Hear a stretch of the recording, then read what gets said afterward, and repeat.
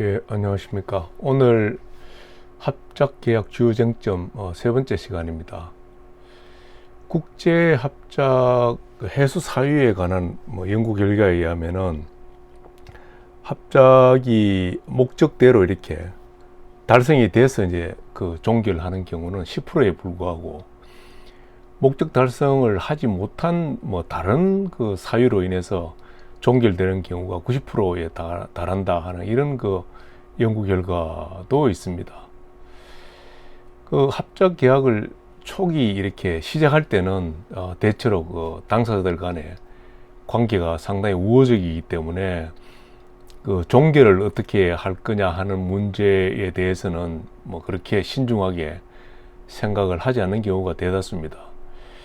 따라서 이제 그 합작 종결이 이렇게 중요함에도 불구하고 충분한 고려 없이 그 계약서 작성을 함으로 인해서 나중에 막상 그런 문제가 닥쳤을 때 분쟁으로 인해서 상당한 어떤 불이익이 있을 수 있는 그런 경우를 많이 보고 있습니다. 특히 그 국제 합작처럼 다국적 당사자들이 이제 분쟁이 발생할 그런 경우에는 이 분쟁 해결의 중립성을 보장받기 위해서 대부분 이제 로컬 그 법원보다는 국제 중재로 이제 분쟁을 해결하는 것을 선호를 하고, 또 그렇게 합작 계약의 규정을 하는 것이 일반적입니다. 따라서 이제 국제 중재 제도에 대한 이해, 그리고 이제 합작 해소의 특수성으로 인해서 발생할 수 있는 법적인 쟁점 등에 대한 어떤 충분한 고려도 필요하다, 이렇게 이번 시간에 소개해드릴 이 정교화 변호사의 논문에서는 강조를 하고 있습니다. 그래서 이 합작 계약 해소 사유, 그리고 합작 계약 해소 유형, 그리고 마지막으로 이제 국제 중재를 통한 합작 계약 해소 관련 분쟁 사례 등에 대해서 간략하게 살펴보도록 하겠습니다. 우선 이제 합작 계약 해소 사유를 보면은 계약 위반인 경우와 계약 위반이 아닌 경우를 이렇게 나눠볼 수가 있는데, 계약 위반인 경우에는 경미한 계약 위반인 경우에는 손해배상의 원인으로 이제 그치지만, 중대한 계약 위반의 경우에는 합작 계약 해소, 그러니까 종결의 사유가 되는 거죠. 기타 이제 계약에 정한 위반 사유가 또 이제 합작 계약의 종결 사유에 해당이 됩니다. 예를 들자면은 합작 일방 당사자의 해산 또는 파산, 그리고 이제 당사자 회사의 지배주주가 변경이 된다든지, 이런 경우에 이 합작 계약 해소 사유가 될 수 있겠습니다. 그 다음에 이제 위반이 아닌 경우는 가장 일반적으로 합작 계약 목적이 달성됐을 경우에 이제 종결을 하는 것이죠. 국내에서도 예를 들자면은 LG 필립스 같은 경우가 대표적인 예라고 하겠습니다. 양자의 차세대 LCD 생산 목적이 달성이 됐기 때문에 합작 계약을 이제 종결을 한 거죠. 그다음 두 번째가 이제 합작 목적 달성이 실패한 경우입니다.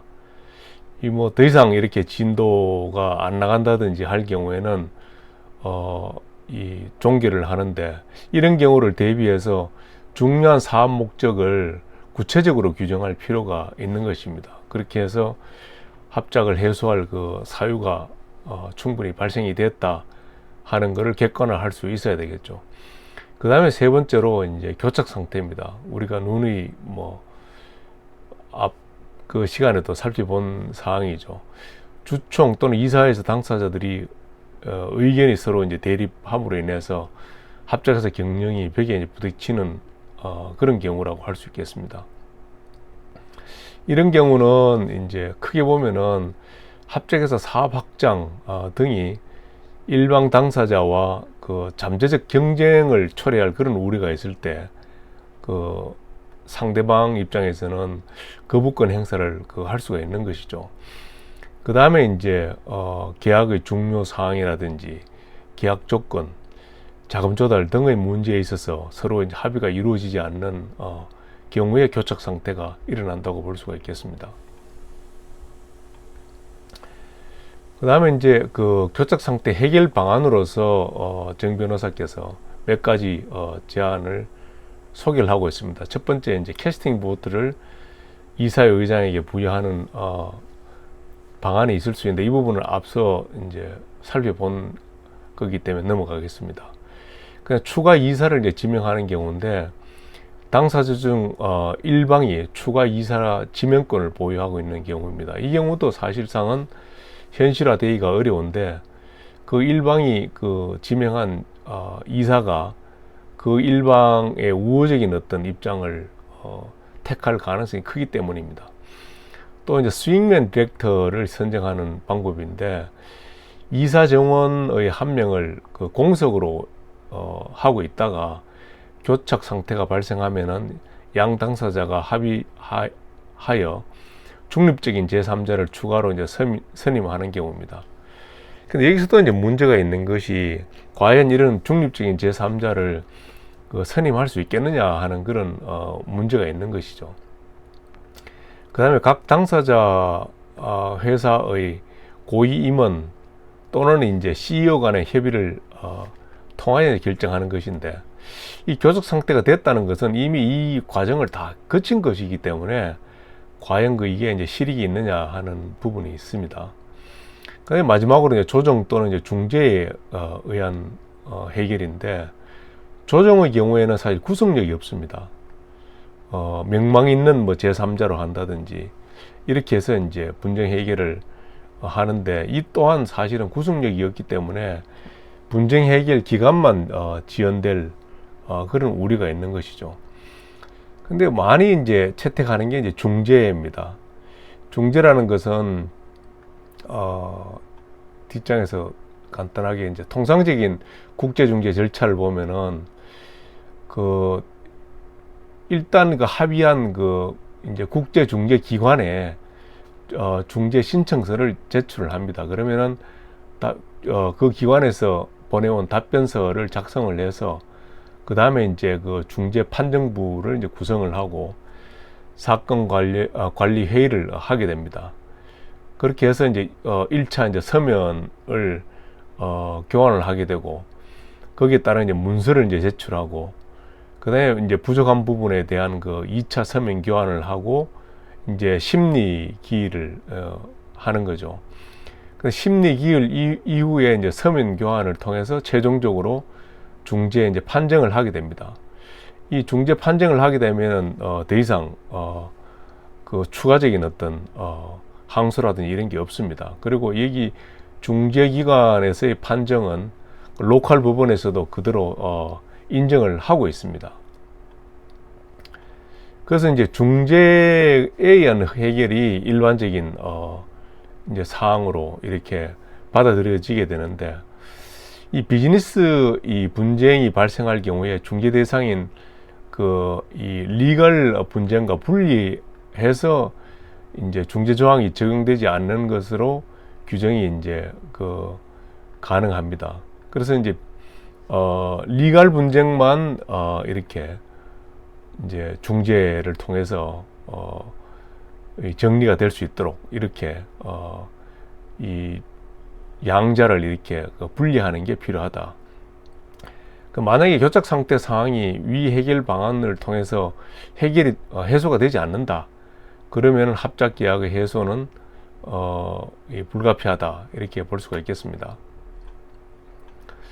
그래서 합작 계약 해소 유형을 보면은 지분 매도 또는 매수를 통한 해소 방법이 있습니다. 이것도 이제 두 가지로 나눠볼 수가 있는데, 계약 위반이 있는 경우와 없는 경우입니다. 우선 계약 위반이 없는 경우를 보면은 앞에서 우리가 매수 청구권 이야기를 많이 했었죠.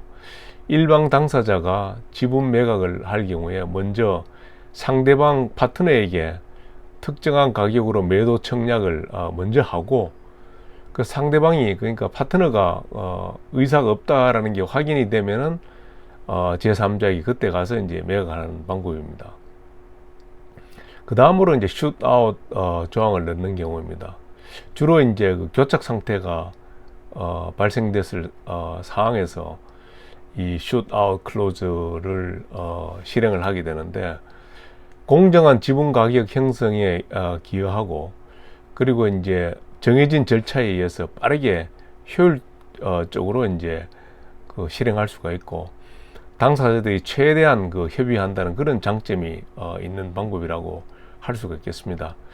여기서 크게 이제 네 가지를 소개를 하고 있는데, 여기서는 시간 관계상 세 가지만 소개를 하도록 하겠습니다. 우선 그 러시안 룰렛 방법인데, 이건 한쪽에서 상대방에게 일정 가격을 적은 통지를 보내면은 상대방은 이 당사자의 지분을 그 가격에 매수하거나 혹은 그 해당 가격에 자신의 지분을 매도하게 됩니다. 하지만 이 방법은 너무 이게 극단적인 방법이기 때문에 실무적으로 이렇게 잘 채택되는 경우는 좀 드문 상황입니다. 대신에 그 텍사스 슛아웃 방법이 이제 많이 채택이 되는데, 양 그 당사자가 각자가 이제 원하는 지분 매수 가격을 적은 그 봉인된 입찰서를 독립적인 제3자에게 제출을 하면은 그 개찰 후에 더 높은 가격을 써낸 당사자가 상대방 지분을 인수하는 방법입니다. 그 더치 옥션은 텍사스 슛아웃을 좀 응용한 방법이라고 볼 수가 있는데, 각자가 주식을 매도할 수 있는 최저 입찰서를 제출을 하면은 개찰 후에 이제 더 높은 가격을 쓴 당사자가 더 낮은 가격을 쓴 상대방의 지분을 매수하는 그러한 방법입니다.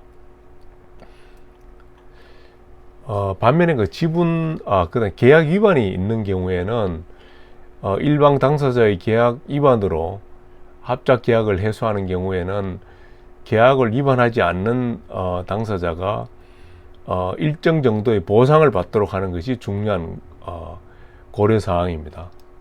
계약 위반이 없는 경우에는 가격의 공정성을 이제 가지는 게 가장 중요한 고려 요소인데, 반면에 계약 위반이 있는 경우에는 보상이 가장 중요한 그 고려 사항이라고 볼 수 있겠습니다.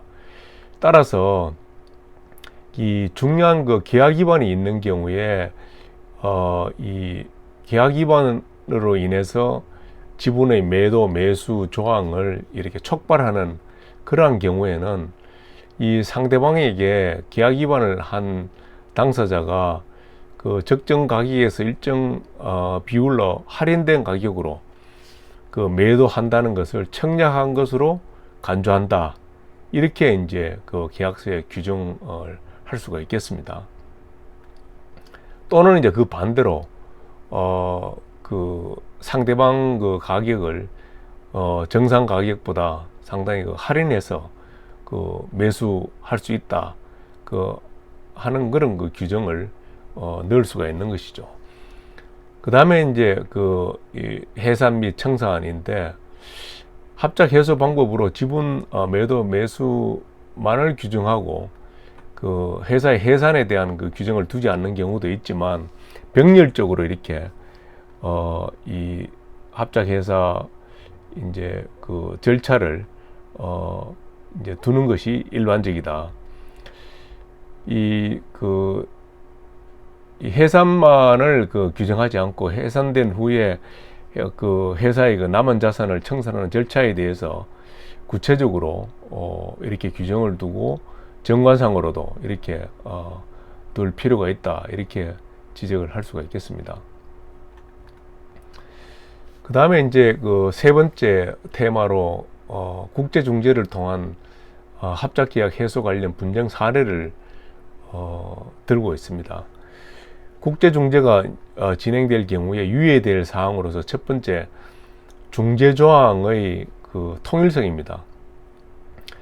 이 보통 계약을 보면은 그 합작 계약 외에 그 사전적으로 우리 양해각서를 맺는다든지, 그리고 이제 회사의 지분 매도 매수 계약을 맺는다든지, 그다음 주된 그 주주 간 계약, 그리고 이제 라이센싱 계약 등 여러 계약이 이렇게 체결될 경우에 이 문제가 발생할 그 소지가 있는 게 각 계약마다 분쟁 발생 조항이 다른 경우가 있다는 것이죠.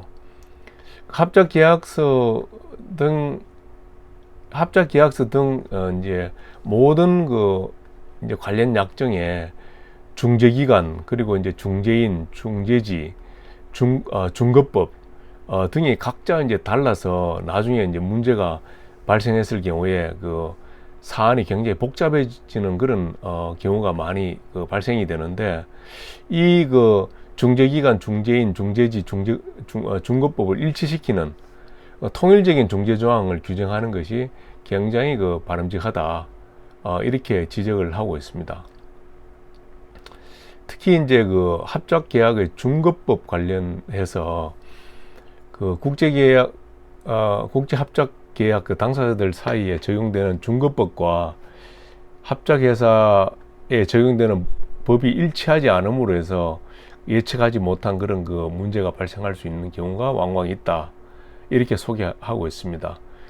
이제 예를 들어서 한국에 이제 상법을 염두에 두고 계약서를 작성하야 했는데, 협상 마지막에 이제 중거법 조항을 이제 예를 들어서 독일법으로 이제 바꾸는 경우에 향후에 예측할 수 없었던 법적인 해석 문제가 발생할 수 있다, 이렇게 소개를 하고 있습니다.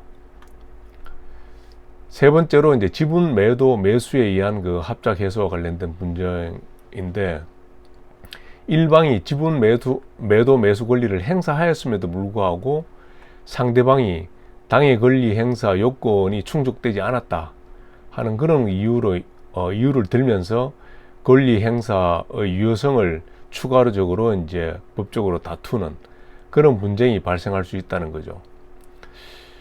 콜옵션을 이제 행사를 한 경우에 상대방이 임의 이행 여부가 이제 확실하지 않다면은 상대방 대응에 따라서 가처분 신청 등 신속한 대응을 취할 필요가 있다는 것입니다. 예를 들어서 소수지분 당사자가 지분 매수 권리를 행사를 했는데도 불구하고 과반수 지분을 가진 상대방이 이에 응하지 않으면서 이익 배당, 급여 지급 등의 수단으로 회사 자산을 빼돌리려고 하는 시도를 할 수가 있는 것입니다. 이때는 가처분 신청 등 신속한 조치를 취할 필요가 있다, 이렇게 소개를 하고 있습니다. 그리고 해산 청산에 의한 합작 해소와 관련된 분쟁인데, 해산을 통한 합작 해소를 하려는 경우에 그 내용을 합작 계약뿐 아니라 정관에 명시하는 것이 바람직하다. 우리 상법에 의하면은 정관에 해산 사유를 특별히 규정을 하지 않은 경우에는 회사를 해산하려면은 주총 또는 사원총의 특별 결의가 필요합니다. 이렇게 되면은 지분이 특별 결의에 충족되지 않은 경우에는 상대방이 그렇게 쉽게 응하지 않은 경우에 상당히 애로사항이 있을 수가 있는 거죠. 자, 그렇게 해서 오늘 이야기한 걸 정리를 하자면은, 합작계약 해소 사유에는 중대한 계약 위반, 중요한 사업 목적 달성 실패, 그리고 교착 상태 등을 들 수가 있다. 교착 상태 해결 방안으로서는 캐스팅 보트 부여, 추가 이사 임명, 그리고 수익면 디렉터 선정, 고위 임원 간 협의, 조정 중재 등에 의한 해결 등이 있다. 합작계약 해소 유형에는 크게 지분 매도 매수에 의한 방법과 해산 청산에 의한 방법이 있다.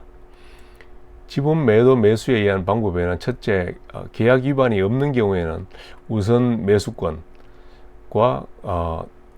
이 교착 상태 사항에서 사용되는 슛아웃 클로즈 등을 활용할 수가 있고, 계약 위반이 있는 경우에는 계약 위반을 하지 않는 당사자가 보상을 받도록 정하는 게 필요하다.